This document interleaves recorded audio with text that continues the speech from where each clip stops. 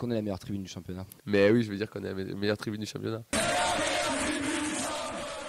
On va commencer cette émission en recevant, ça se dit recevant. En recevant, oui, bien sûr. Recevant donc l'association La Cloche que nous avons par téléphone. Vincent, je vais te laisser faire l'interview. Est-ce que Meryl, tu nous entends ?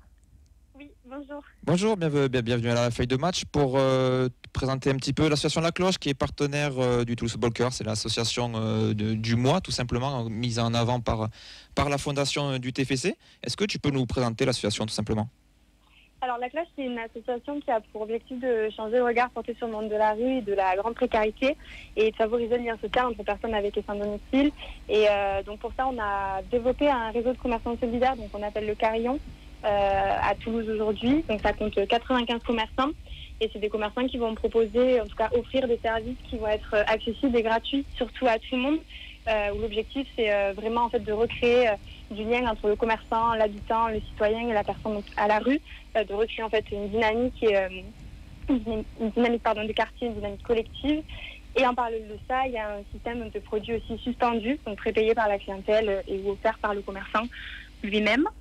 Et en parallèle de ça, on organise régulièrement des activités inclusives et collectives, donc à destination de tout le monde, c'est ouvert à tous et à toutes, où l'objectif c'est vraiment de partager un moment convivial et de créer une certaine mixité aussi sociale. Pour ce mois, du coup, vous êtes en partenariat avec le Toulouse Football Club. Comment se déroule ce partenariat concrètement ?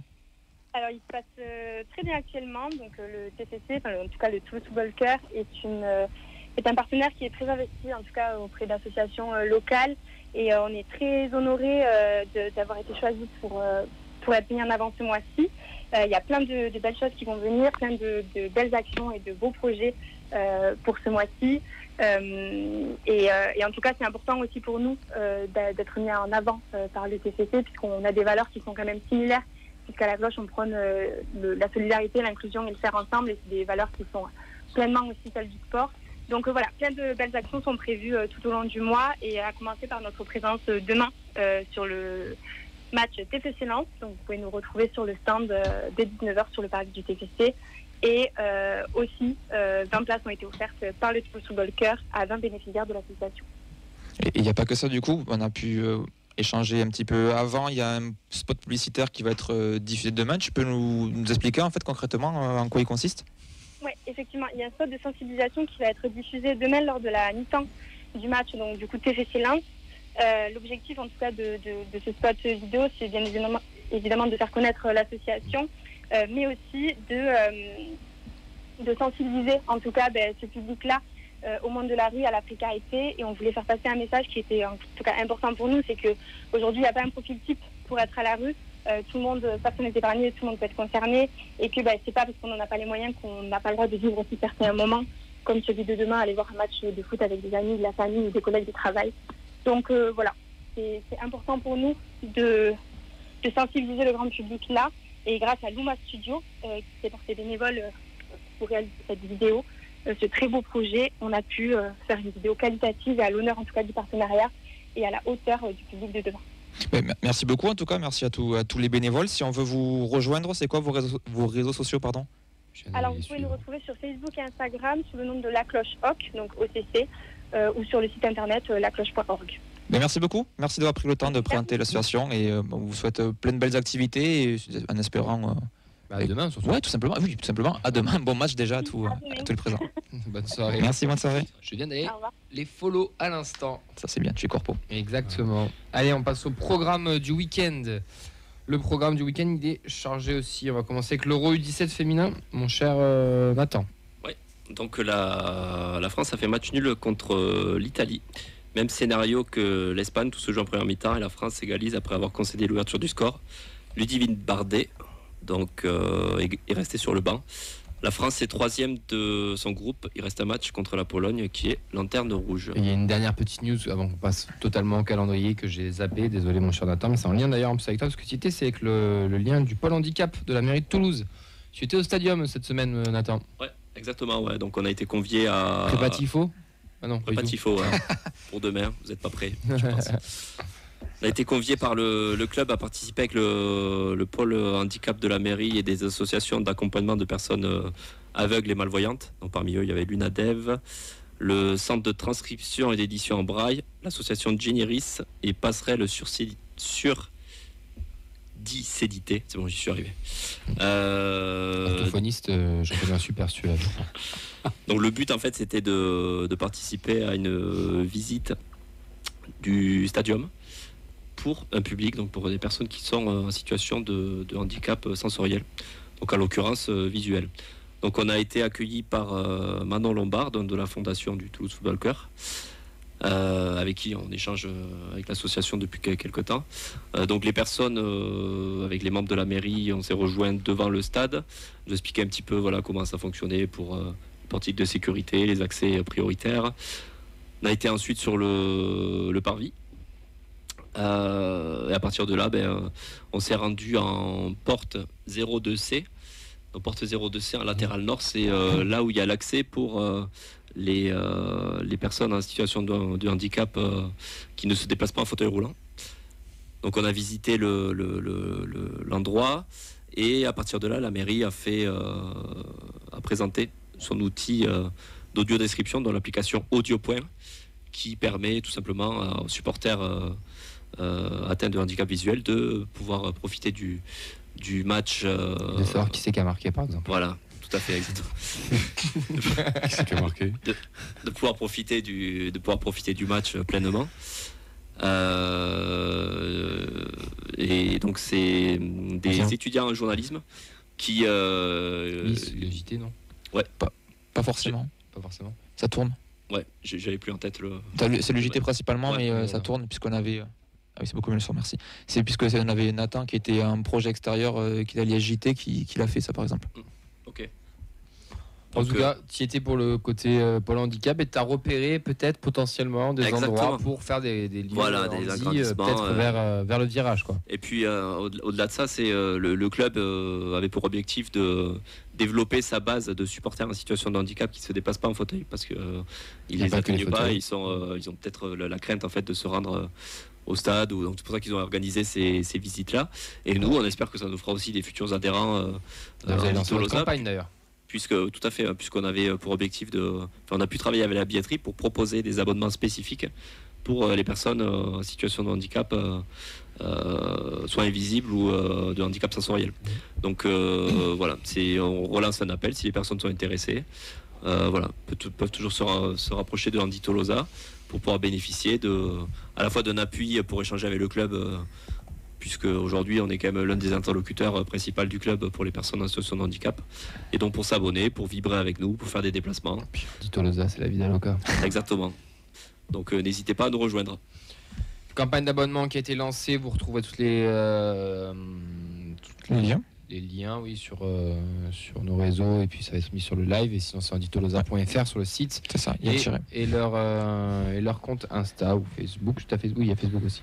Ouais, il y a tout. Tous ces méta, ouais. Donc, oui. T'as Twitter aussi? Allez, on enchaîne parce que le temps passe. On va faire le programme du week-end avec la N3, mon cher Vincent. Et oui, les trois équipes de l'académie qui jouent à la maison. D'abord la N3 qui reçoit ce samedi le Stade Bordelais à 18h sur l'annexe 1 du stadium. L'enchaînement est donc possible avec le match des pros juste après contre Lens. Bordeaux est avant-dernier, le TFC est 4e. Le lendemain, on a deux matchs en même temps chez l'U19 et l'U17. Réception de Rodez sur l'annexe 1 dimanche à 15h.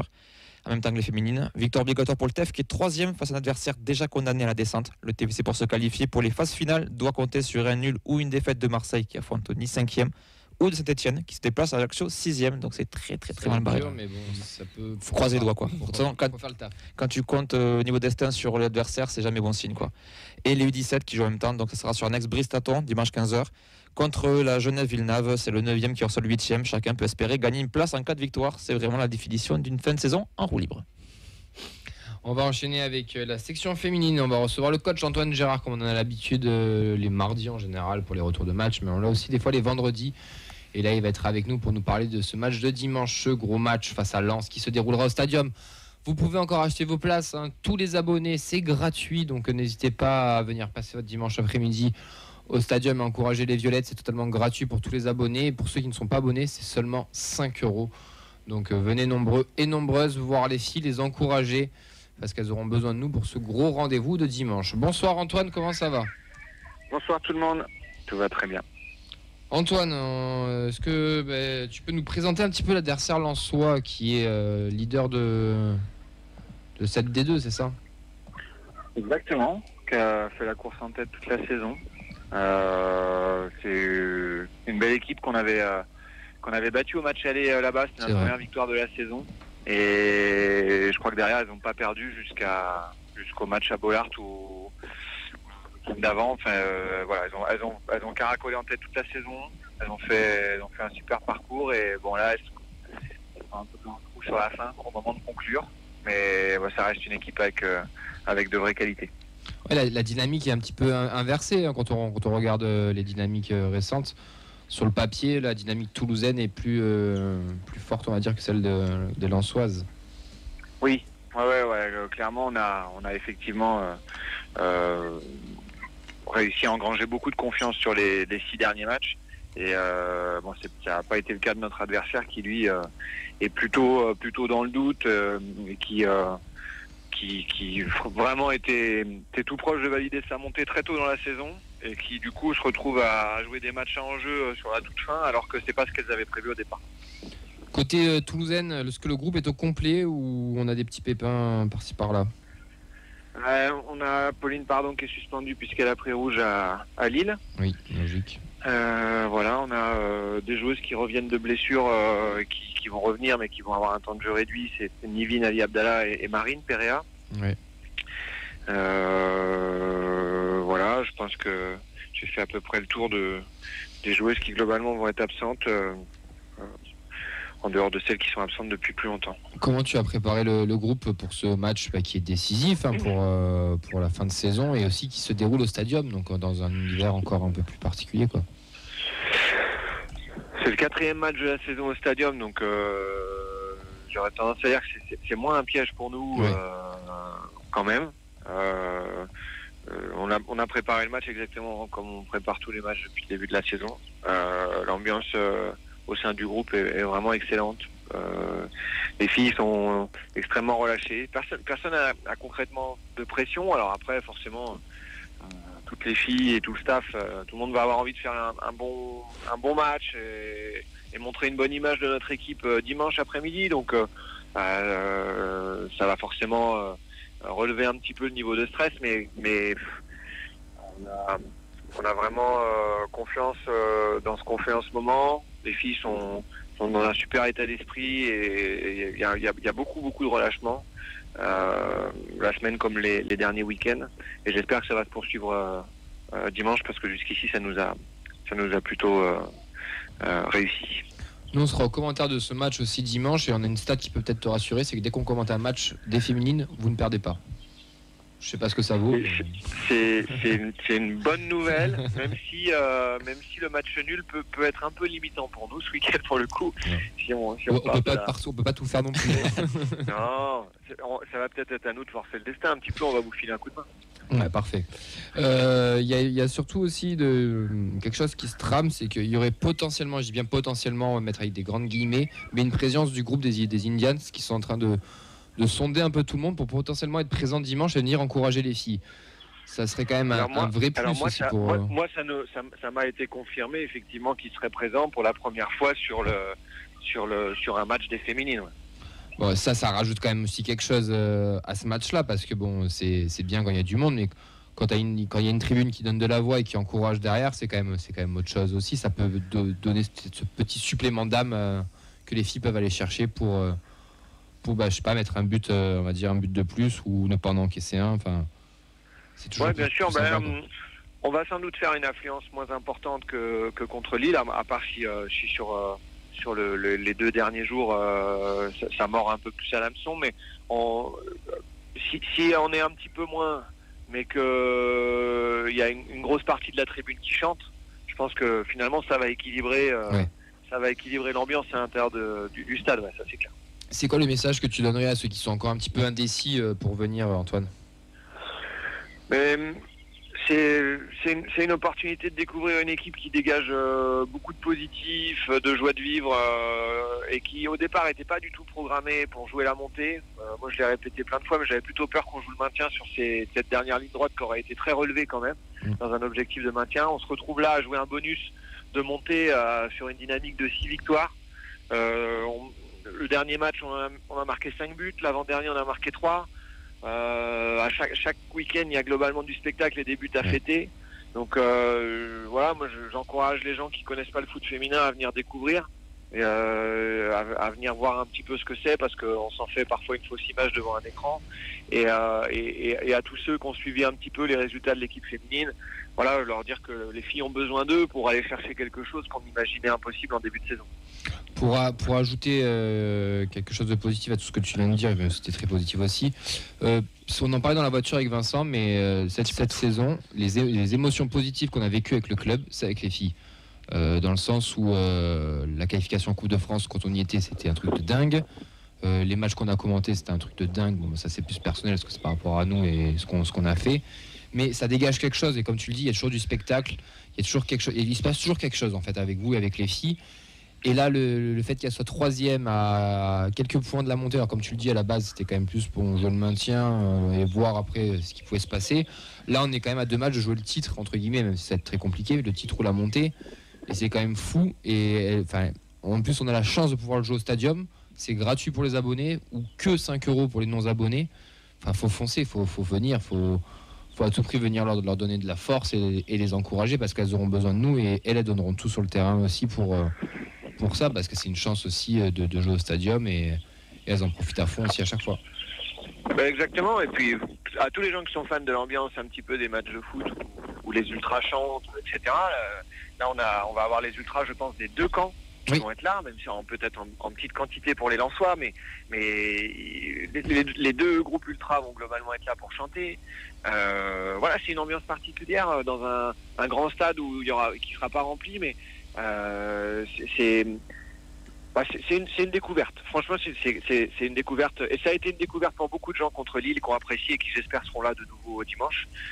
Mais il y a plein d'autres gens, je suis sûr, qui seraient heureux de découvrir ça au stadium à 15h dimanche. Totalement. En tout cas, nous, on sera là. On te souhaite un bon match. On se reverra après mardi pour débriefer tout ça, et on espère débriefer une victoire et commenter une victoire surtout ce week-end. Passe une bonne soirée, Antoine. Maximum pour. Merci beaucoup. À bientôt, et bon match. Et qu'on ramène les 3 points pour espérer vivre encore de très belles choses jusqu'à la fin de la saison. On va croiser les doigts. À bientôt. Bonne Merci fin d'émission, beaucoup. à bientôt. Merci, bonne soirée. Je vous le rappelle, c'est gratuit pour les abonnés, 5 € pour les non-abonnés. Nous, on sera en commentaire de ce match aussi. C'est quand même fou aussi ce qu'elles font. Si elle est 2, c'est vrai que si les IT et aussi les Red Tigers ils sont présents, ça sera un vrai match de foot. En gros, pour tous ceux qui n'ont pas connu le TFC des années 2010, ça sera un peu ça samedi, dimanche. Un stadium pas trop complet. 2 noyaux qui se répondent quand même. 2 noyaux qui se répondent, un groupe qui sera là, un peu un match sympa. Ça vient de me convaincre. Voilà, très bien. Alain Casanova qui fera le coup d'envoi fictif. Ah non, je sais pas. 4-1-4-1 Non, 4-3-3 en général. Oh, quoi, 4-4-2 la dernière fois en Coupe de France. Ça dépend. Ouais. 5-3-2, non, ça c'est autre chose. En tout cas, elles auront besoin de nous pour aller chercher quelque chose. Et la dynamique lensoise est vraiment l'inverse que de la nôtre. Vaut mieux être, surtout en fin de saison, vaut mieux être le chasseur que le chassé, vu les dynamiques. Puis bon, on joue un titre quand même. Hein. Ouais, totalement. Mine de rien. Totalement. Ils peuvent pas trop le dire, Antoine. Non. C'est bon, il écoute pas là. Nous on le dit. 2 journées de la fin, là, tu joues le titre, quoi. Ouais, tu joues la montée surtout. Ouais, tu joues la montée. La montée, ça fait un moment qu'on lui dit qu'il veut pas. Lui nous dit non, mais au fond de lui un petit peu quand même.